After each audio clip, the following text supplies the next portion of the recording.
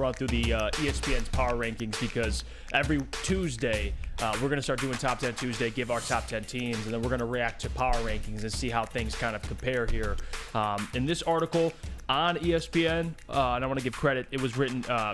it was actually written by multiple people. All the writers, NFL Nation, everybody contributed. I think Eric Woodward actually contributed to the Lions ranking. But let's go through it. We'll start with 10. We'll just see where everyone's ranked here. At number 10, they have the 0-1 Los Angeles Chargers. Really? Yeah, over the Browns, who actually, I think, had a more impressive game. They destroyed the Bengals. Yeah. But regardless, okay. Los Angeles Chargers coming at 10. Number 9, the Buffalo Bills. Now it's getting weird.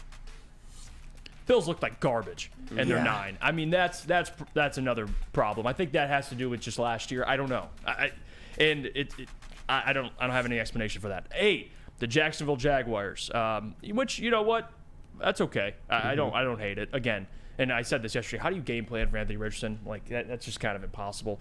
You'll know that over time, but week 1, Jacksonville had a tough job game plan for that man. They come in at 8. Number 7.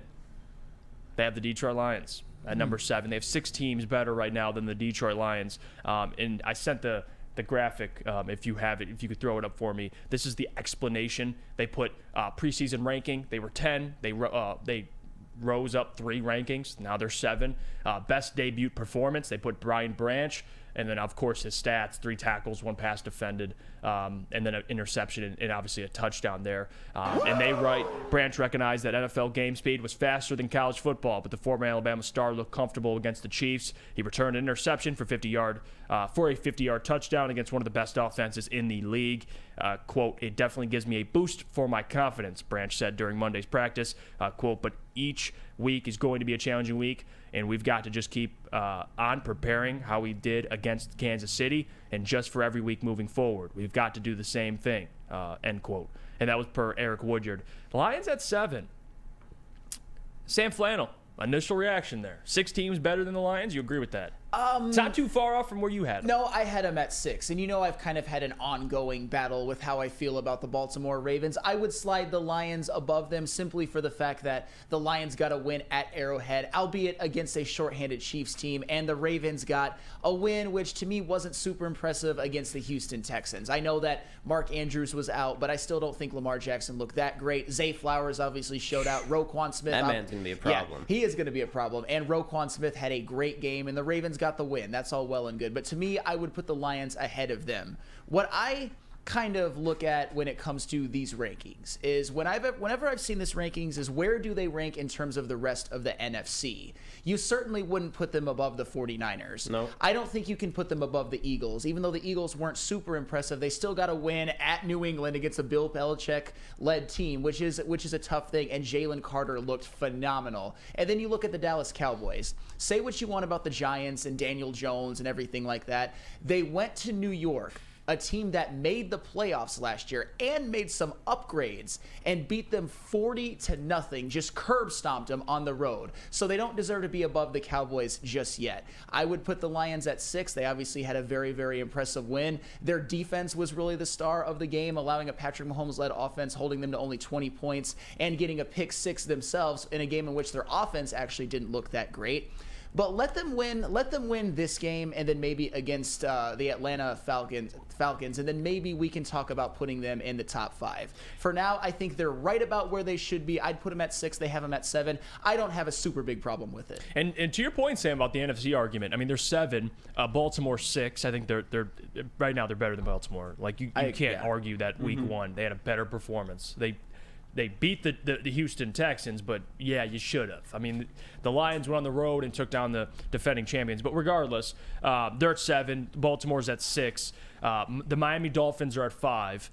Dallas Cowboys are at 4. 3, Kansas City Chiefs. What? That's the one thing that is so irritating to me. Why we continue to keep putting them in the top 10, even though they lost week 1. Now, I get it. They're the defending Super Bowl champs, but come on. You still lost week 1 with a terrible wide receiver group. Yeah, it's not Jets did more with less. Yeah, I get it. The Kansas City Chiefs have Patrick Mahomes. They have Chris Jones. They're still without Travis Kelce. But in week 1, Patrick Mahomes is their leading rusher. Like, we can't act like the Chiefs didn't shit the bed. And at some point, you have to hold them accountable for that. Now, I'm not saying you got to put them off the top 10 list, but if you're going to have week 1 power rankings heading into week 2, how are you going to have a team that just lost to somebody 4 spots ahead of them? I get it. I get the thinking, but I just think it's flawed. And let me explain kind of how they're ranking teams, because they have a preseason power ranking, and they move the teams according to that list. So, for example, the Chiefs were number 1. So they thought after they lost to the Lions, they dropped to 3. Rather than they just think, okay, who had the best performances, and they rank 10 teams. It's like where they were to where they dropped to. I'd make the argument Kansas City was 1, but that performance, like, they should drop to like 6, like 5. That's what I'm saying. Because yeah. there's team like Dallas is behind them. Dallas destroyed the Giants. Like, and you know how I feel about Dallas, but Dallas shouldn't be ranked behind the Chiefs. What? So, and my thing is, so that's kind of where how they rank these teams. So you said the Chiefs were 1, right? Yes, they were 1. So they dropped down 2 spots. Yes. And the Lions were 10. And they moved up 3 spots. 3 spots. Yes. Make that make sense for me. You lose a game and you go down 2. You win up a game and you go up 3. Well, yes, it makes no sense. It doesn't. Make it make sense. It really doesn't. Like, for example, Philly was 2. Philly was 2 and they stayed 2. Like, and then the San Francisco 49ers were 4 and they moved to 1. Niners were 4. Yeah, they were 4 before this season. Now they're 1. So, if you look at the NFC teams, you can make an argument. And this is what's crazy about the NFC, and I'm going to keep saying this because I know it's week 1. It's a little bit of an overreaction, but you look at the top 5 teams. You have San Francisco, Philly, and Dallas. You have 3 of the top 5 teams, according to these power rankings, in the NFC. Like, I was told the NFC is terrible, all right? And that's what I believe. But, man, teams in the NFC are showing out. And you could make the argument that the team at 5, the Miami Dolphins, and I know they took down the Chargers. It was an impressive win. I think you can make an argument, too, that the Lions win is pretty close. And if the Lions are ranked 5 on this list, that would mean 4 of the 5 teams are in the NFC. Yeah, the NFC might actually be better than people think, but also it was the top AFC teams, all the ones you think of as contenders, the Chiefs, the Bengals, and the Bills all lost, and the Bengals and the Bills both had terrible performances. But you know what is never terrible, which is always great? The Lions pregame show, of course. The Woodward Sports Lions pregame show returns for another season of Lions football. Join Woodward Sports Network host Jeff Iafrate right there on the graphic with weekly special guests. This week it is Ryan Ermanni from Ermanni and Edwards with Maz on the Woodward Sports YouTube channel. Whether you're sipping the Kool-Aid or kicking and screaming same old Lions, you will not want to miss this show. We are live from Eastern Market, shed number 5. This Sunday from 9:30 a.m. to 11:30 a.m. Join us all season long for an action-packed Lions pregame experience. Wow, Ryan Ermanni's joining me. No, you're not pulling this, Jeff. You're still the one on the banner for the show. You're not getting out of it like that. Okay. All right. You nervous? He goes, all right. I mean, leading a show with me, that's one challenge. Leading it with Ryan Ermanni, are you nervous a little bit? You know what? I got to show out.